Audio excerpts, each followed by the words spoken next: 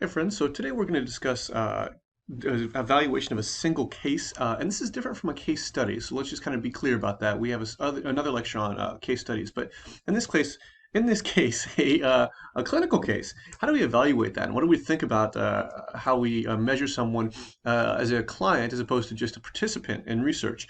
And what we have to consider them is they are unique, and we can't make general assumptions about all other sorts of things based on just that. So the example I use in this one is kind of a geeky one, but in the top right of your slide is going to be the moon Europa, which is actually one of the moons of Jupiter, I believe. But there's an argument that it could possibly be covered in liquid water ice. Not liquid water ice, but water ice. And there's an argument too that it could actually sustain substantial life on that planet, or on that moon rather. The problem with this is we've only ever seen this occur once in our solar system, so we don't know for sure. So we have to always consider something as unique or anomalous until we know more about it. So quasi-experiments, right? We've talked about how quasi-experiments aren't full experiments because they lack either manipulation of the IV or assignments to the groups. In this case, it's mostly because we're going to not be able to assign them into groups, right? There's going to be just a single person, right? So it's going to be considered quasi-experimental.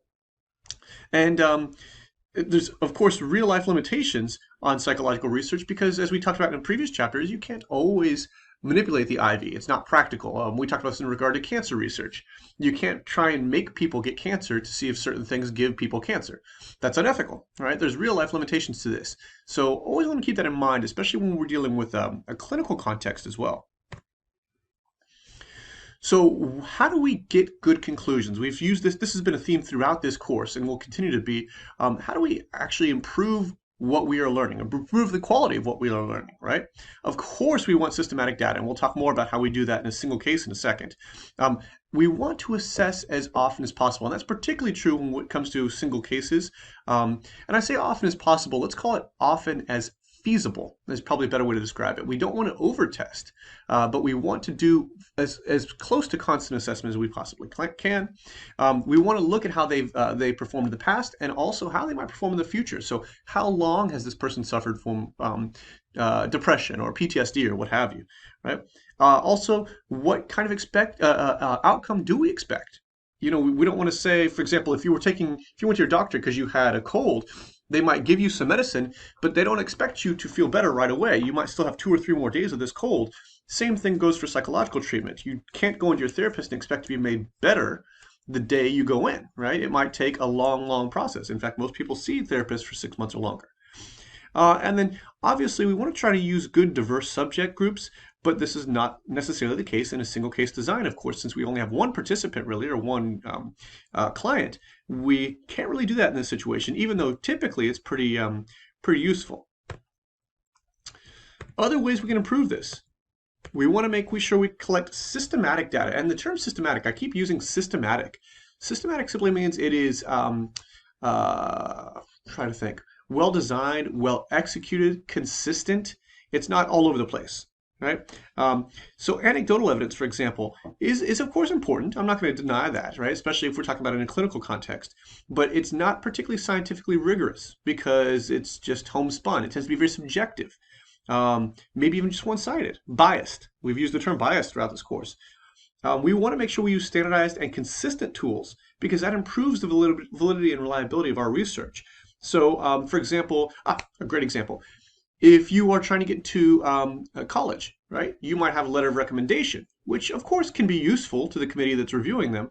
But what they probably want to know more is what you got on the SAT, because that's a standardized test. It's consistent. So if you got a 1350, they can compare that against other students who are applying for the school and decide whether or not it meets the threshold. Usually when people write letters of rec, they're writing them from a biased point of view. They're inclined to like you. They want you to get in. They have a vested interest in what you're doing. So it can be a little, as I said, biased. And then what would be good is if we can use a wide array of tools, if possible. It's not always possible, but if we can do. So your doctor, your medical doctor, you might go in and see, and they say, okay, we're going to take your weight, height, blood pressure, temperature, heart rate, BMI. They'll probably do a blood panel that includes things like cholesterol and white blood cell count and all these things. All these to assess your physical health, right? They can't just look at one thing. They can't just look at your weight and say, okay, you're healthy, right? I mean, they can get an idea. It's a start, of course. Temperature is the same way. Blood pressure is the same way. But they cannot alone identify whether or not you are physically healthy. And your therapist can do this too.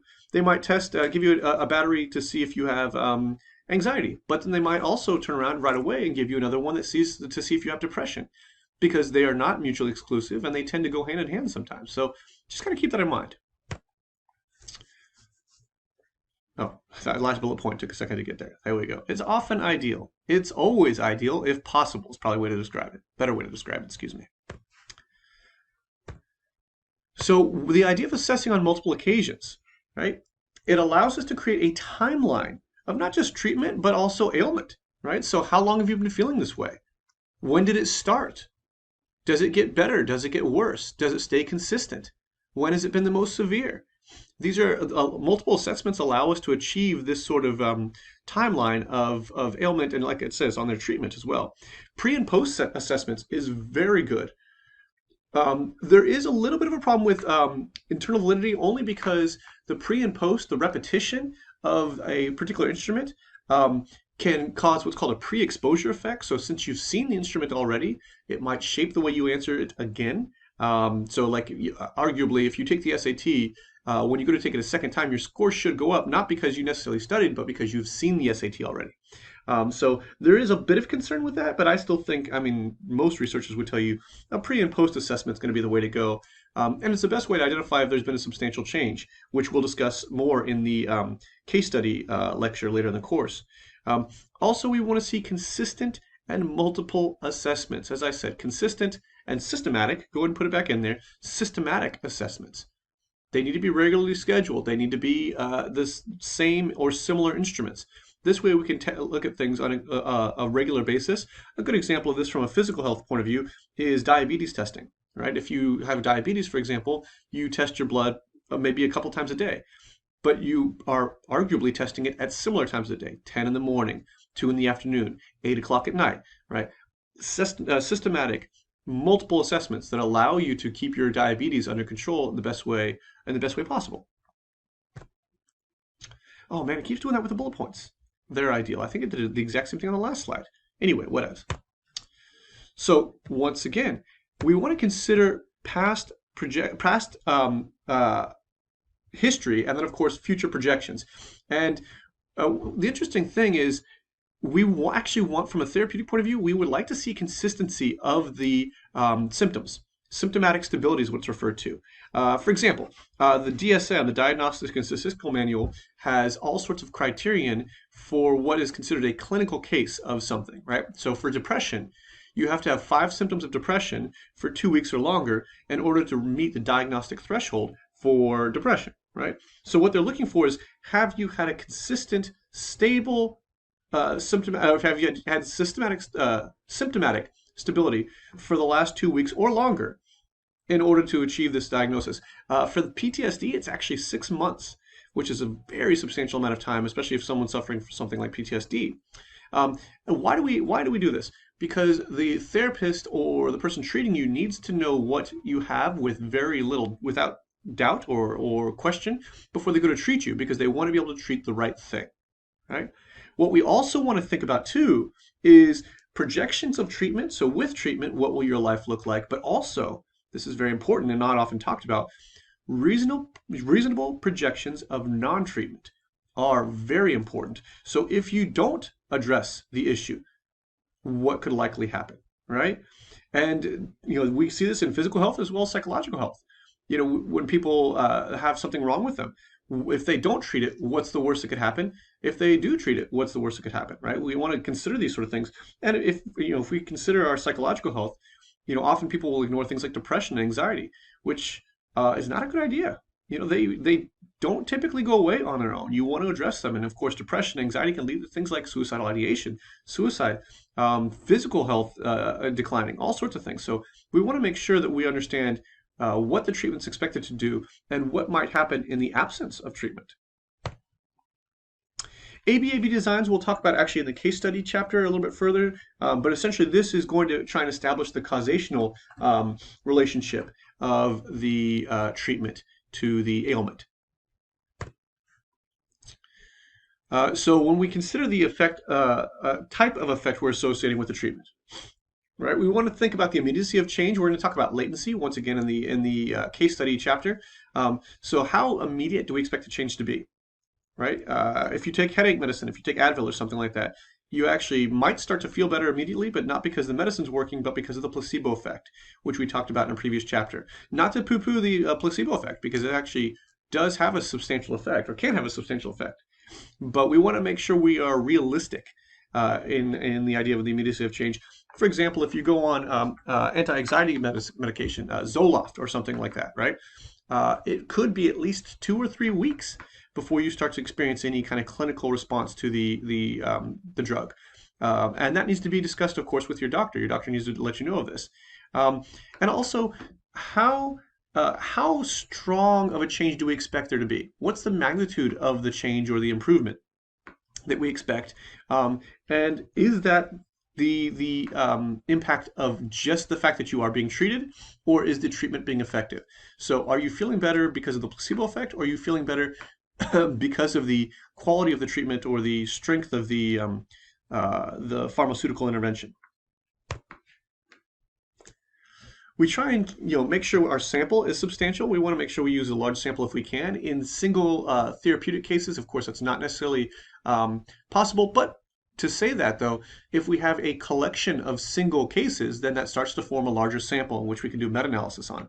So, of course, strength in numbers, as it were. We also want to make sure that we see similar outcomes because we can reduce extraneous or confound variables. And what we also want to do is try to get good heterogeneity among subjects, because what we want to make sure is whatever treatment is being delivered is effective across subject pools, not just successful with a single subject, but with multiple subjects with varying demographic factors. So some design variations. In this case, what we could do is do a pre and post assessment, right? We get good objective data. The downside is we don't really achieve good continuous assessment. We don't have stability of the problem because we didn't assess a lot of times before. We're not going to see any immediate or marked effects, and we only have a single case, right? So the problems with this is might be a history of the disorder. Maturation sometimes just makes certain symptoms go away, particularly when you're dealing with adolescent cases. Testing is on the shortfall here. Instrumentation and then statistical regression simply means that tested over a certain amount of time, we might actually see people returning to a mean value rather than actually assessing them adequately. So you'll notice the red light in the bottom right. We don't really want to do this case. We don't want to do this kind of design. We can do better. What's a little bit better? Repeated assessment and marked changes. What we're seeing here is objective data, continuous assessment, immediate marked effects, so we can know how the person has progressed over the course of the treatment.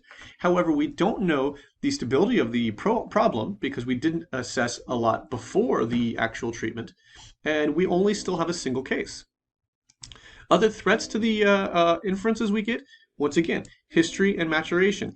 Did they have a history of these symptoms or this illness? And then could it just be the effect of maturation?